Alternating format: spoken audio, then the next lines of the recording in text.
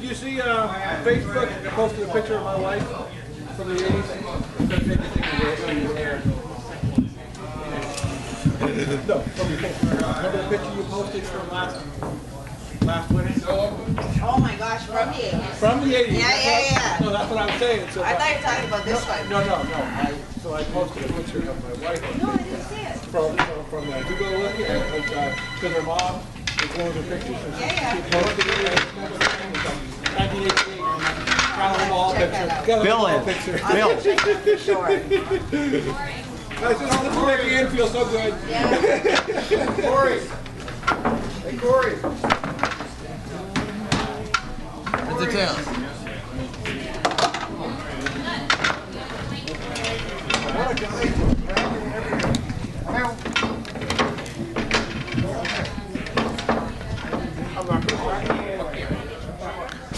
Test. How you doing, everybody? My name is Mark Dermy, and I want to welcome you to Buster Billiards, Route 108 in Somersworth, New Hampshire. 603-692-7926. Tonight is the Northeast 8-Ball Tap League, and I think this is the fourth week out of a 14-week session. And I want to welcome everybody who's tuning in over here. We got two teams today. They've already started. And I'll introduce you to the two teams. We have 8 Balls of Fire and Pool Addicts. And on Pool Addicts, the first person who's actually shooting is Mr. Peter Rizzo, a senior. And for 8 Balls of Fire, we have Bill or William Hobbs. And both players coming in as a handicap as a 3.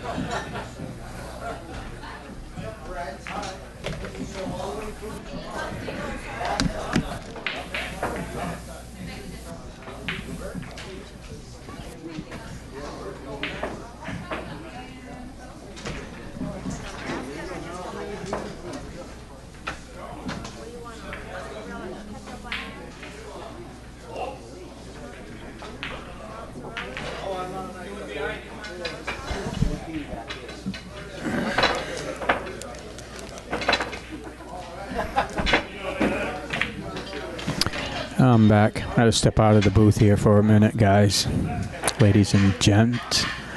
Okay, it's a race to 2.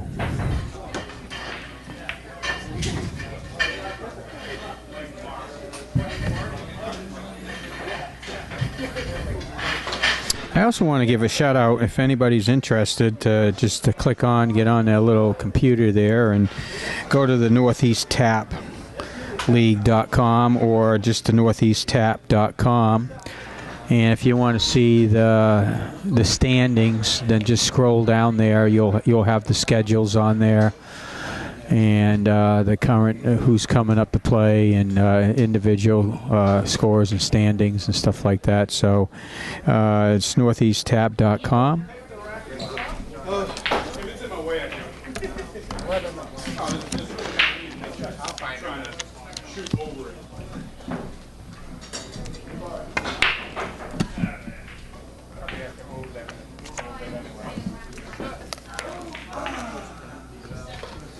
There's more information on www.tapleague.com. That's tapleague.com. Check that site out too, and you can get all the pertinent information that one of the league owners, Dana Hussey, he spends a lot of time out there and updates all the information after the matches. And so I want to give it a good shout out to Dana. does a lot of work. So I want to thank him and give Dana and his crew a shout out and all the great job that he's doing for the sport of pool pocket billiards.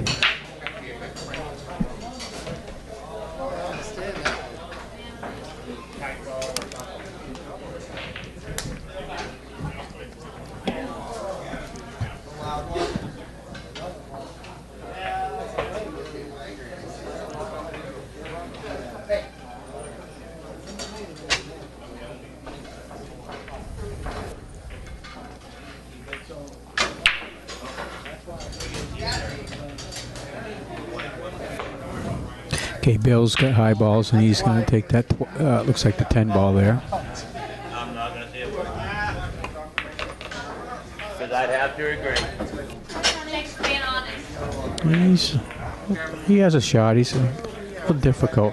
I like shooting that 15 down there and then grabbing that 14, but looks like he's going to take that 11, he's calling in the left side pocket.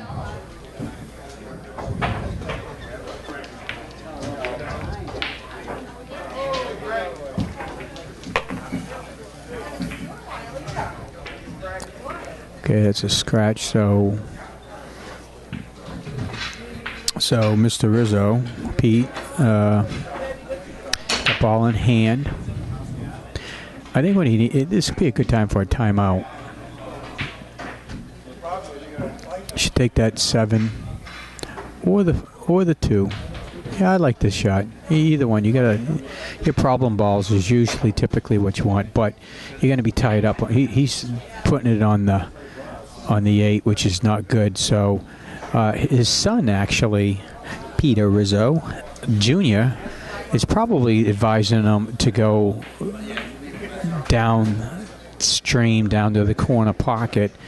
And what I would do is put some top on it so you can come down there for that 7 ball.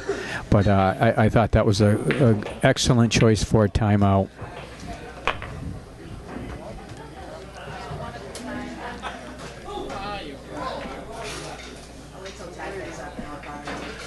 Okay.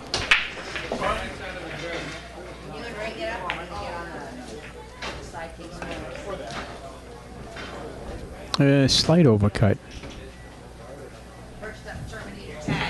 One shot.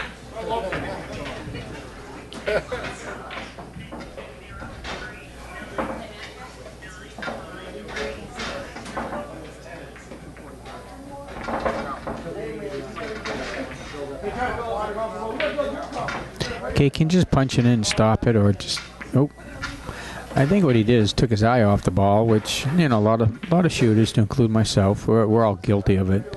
Trying to think of where that cue ball's going, and it's a relatively easy shot, and you just kind of take your focus off, and you don't even make your ball. Even the easiest shots require utmost focus. Pool is definitely about focus and having fun. If you can't, tell me another day and put it on the calendar. Didn't leave too much for his opponent. He's got to be careful that he doesn't hit that 15 ball. I can show you how to use that one yourself. I think he should just. That's a good hit. Not a bad leave. Actually, it's a great leave. Okay, he's going to cut that 15 in. Nice and easy, and then possibly run into those balls down there and get them closer to the corner pocket.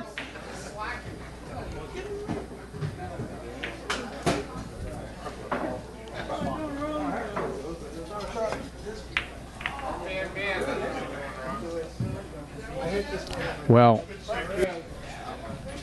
this is definitely not a good position to be in. He is definitely hooked. So I think what he needs to do is go off one. It's a good time for a timeout. He's going to go off that one rail, the long rail, and he's going to try to hit that 4 ball. He's actually on a halfway decent angle that as long as he's not locked up on the 14. And from my angle, I can't really tell if he's locked up on the 14.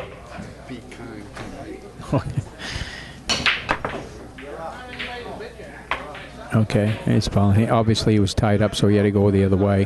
What I would have done if he was, is I would automatically gave him ball in hand, because it's a good possibility he was going to do it anyways, like he just did, and actually try to hit that 14 ball and tie up the 8 in his 11.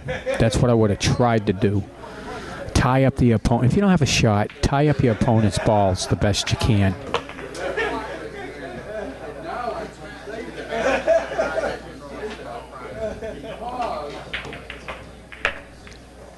Okay, well, he's... Oh. Uh-oh. Okay, well, he doesn't have a shot on the 15, but he can play a good safety. He's going to leave a shot, but he's going to leave his opponent a long shot. Oh. He actually tried to bank that.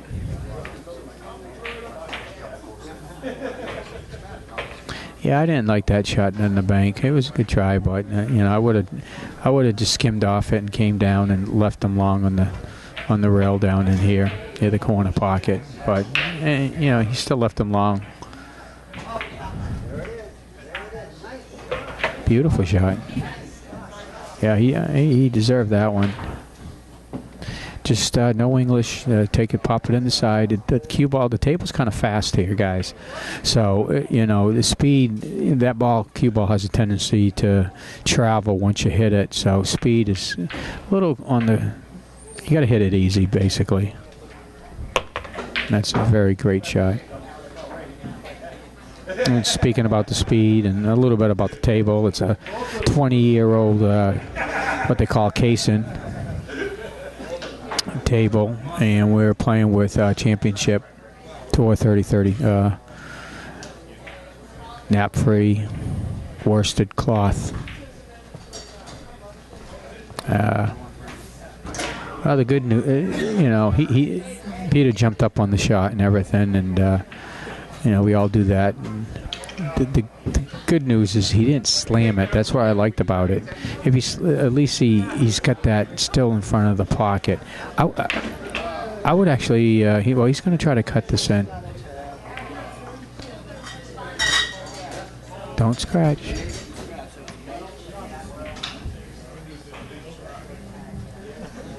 He's going to call the corner pocket.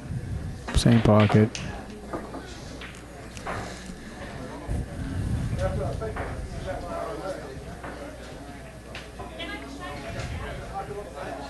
He's got to be careful on the type of English he puts on there. Just use center ball. Maybe he'll tat or right, but just basically center ball. If he puts anything else, he could scratch on the opposite pocket.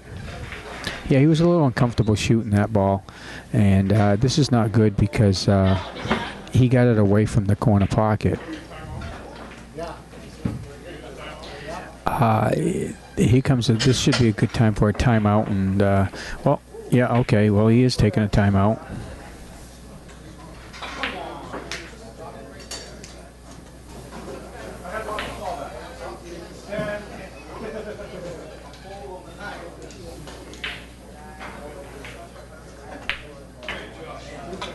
Okay, Tad, it was giving him some coaching, and Tad Thomas, and probably telling him to get on the right side. Beautiful shot. I like that shot. That was a great shot. Good advice.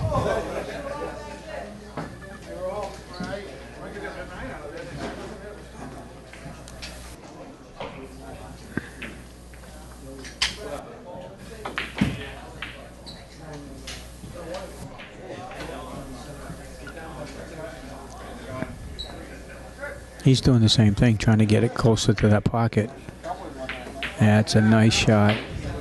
Okay, well, it's a do-or-die shot. I think the easiest shot would be to take that 15 with a medium speed stroke, and it will come up in the middle of the table, and then take that 9 ball. Because if he misses his shot, I think it's game over.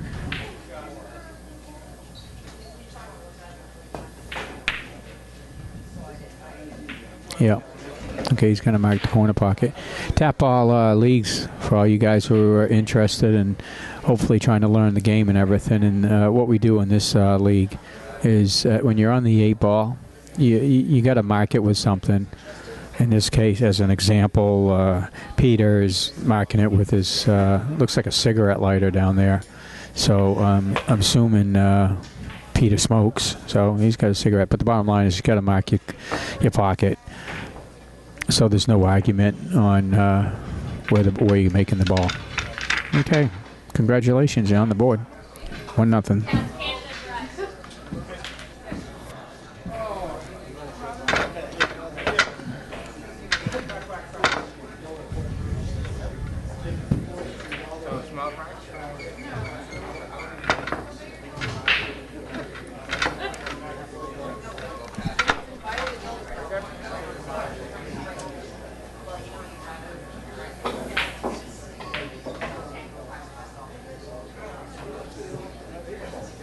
I'm afraid you're going to put yourself behind the 8 ball like that.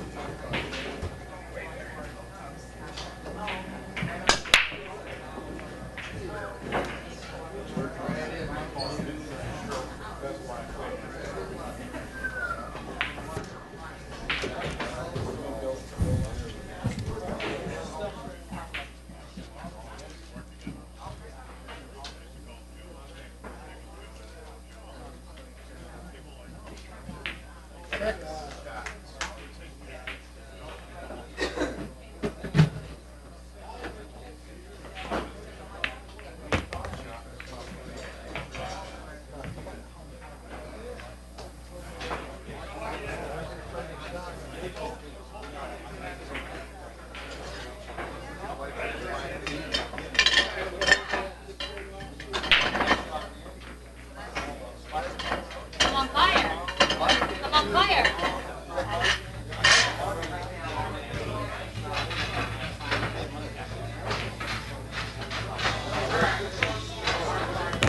Nice shot.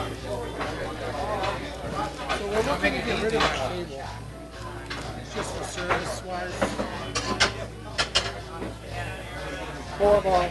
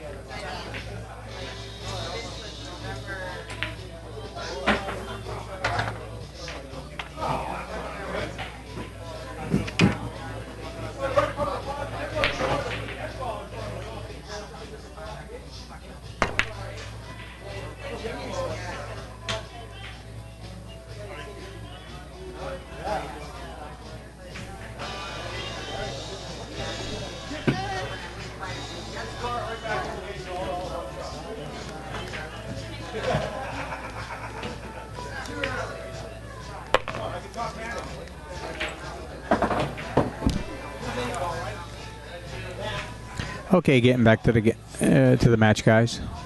Got a little sidetrack with a gentleman over here, Mr. Dennis Daniels from Team Pool Sharks. Move that like half inch.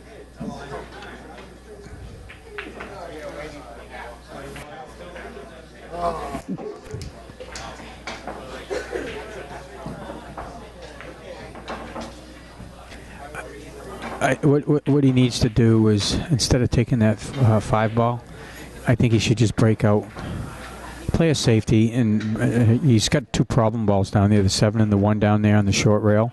He should just tap into that very lightly. Yeah, he tried to cut it, and basically, the 5 ball went back, almost back in the same spot.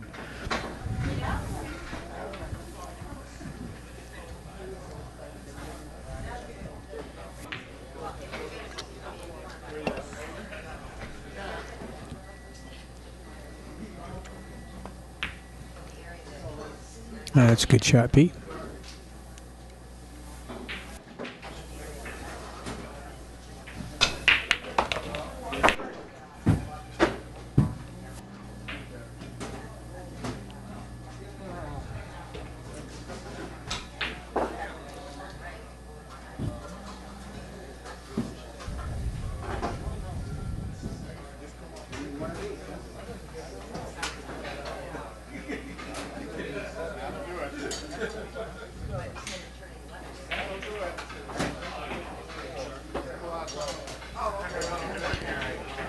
I think the shot to make right here would be to play a safety, run into the break. Let's break out that 9 ball. I would call 11 into the 4 and have the 9 ball go down to the bottom rail close to the pocket. And kind of drift it over towards, so it's a blocker of the 8 ball, so you can't see the 7 and the 1. That's actually the shot. Not I don't like this shot.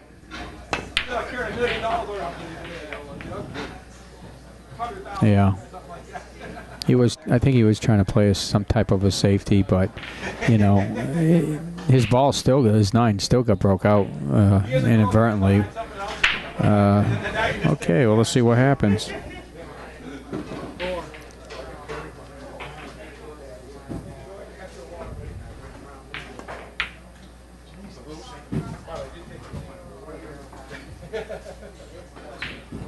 Well, okay, well, Peter might be able to see that 10 ball in the side pocket.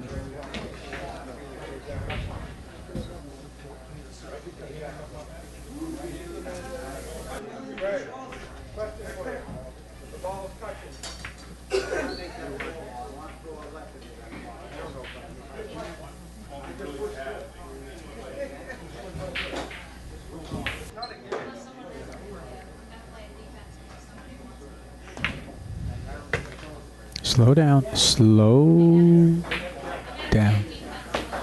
Yeah, that's a common scratch. Okay. He's got to take that 15. That's it. And all he has to do is just draw it back just a tad.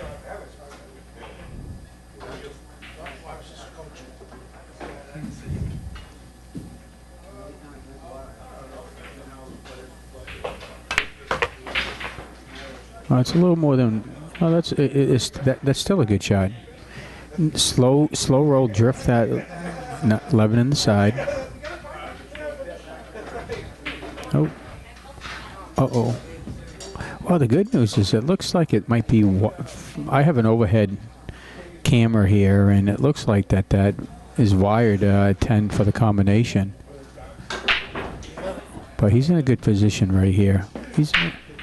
Bill is. Nice shot.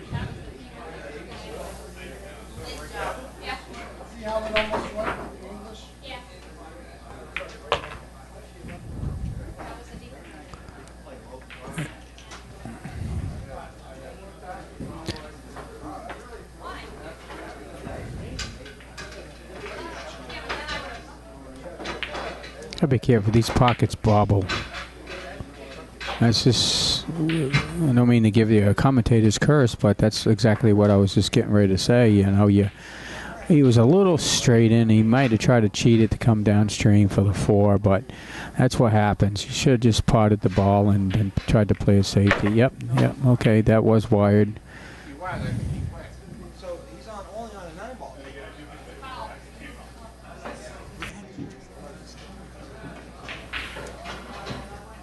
I think a safety is good right here. Stop shot, draw the. hit the 9 and kind of draw it, just stop shot it, kind of draw it back, a little nip. They call it a nip draw, and he'll have the 8 to block the 3. He'll still have a shot on the 4, obviously, but he ain't gonna get it nowhere. So he took a timeout. Thank you. Why, don't worry. You do.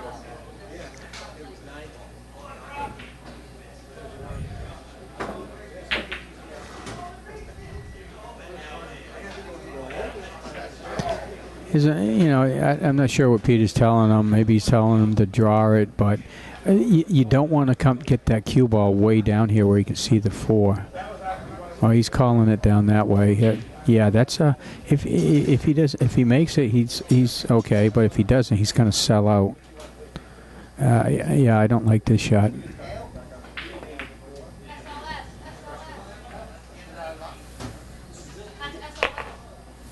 Okay. Right speed. Yeah, he's going to call it in the corner pocket. Nice and easy. Nice shot. Beautiful shot. Give him some love. Okay, well, he's got to play a safety here.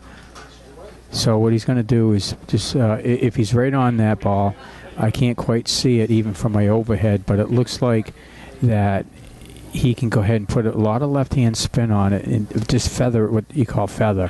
What I mean by that is you just barely trying to touch that 8 ball and put some left-hand spin on it. And if he hits it good enough and not too thick, it will go down towards the short rail. You want to leave a kind of a difficult shot. I think that's what he's doing. No, yeah, he hit it too thick, and that's why it didn't. The English didn't take, and it just ran into the 8, and the tangent line went straight across. Excuse me.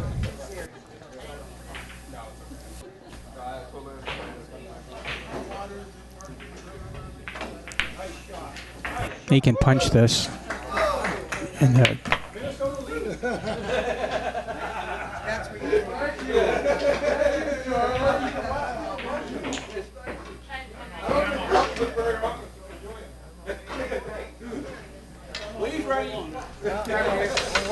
okay, it's a good time for a timeout. I think Dad's coming over there. They're going to chit-chat about something.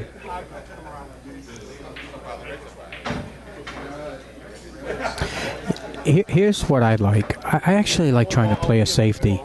And I would try to just very lightly tap the 4 into the rail where it's in front of the side pocket, and hopefully the cue ball will be behind the 4 where you can't make that 8.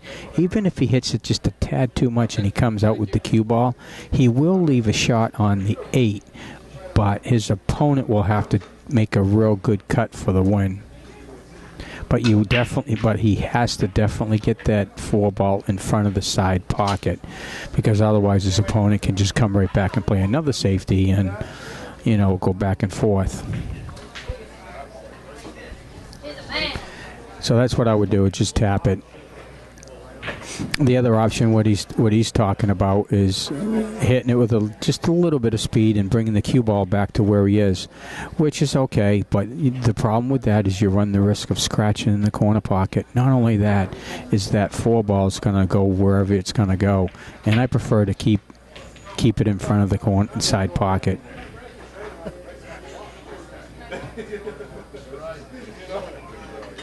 I think that was a push. Yeah, yeah, okay. Yeah, what happened is he doubled kissed the cue ball with his tip. He kind of stroked and pushed it through, and just kind of a reflex type of thing, Bothers the heck out of me when I do things like that, but that's the name of the game. Okay, so that's 2-0, and I want to congratulate Peter Rizzo Sr., Pool Addicts.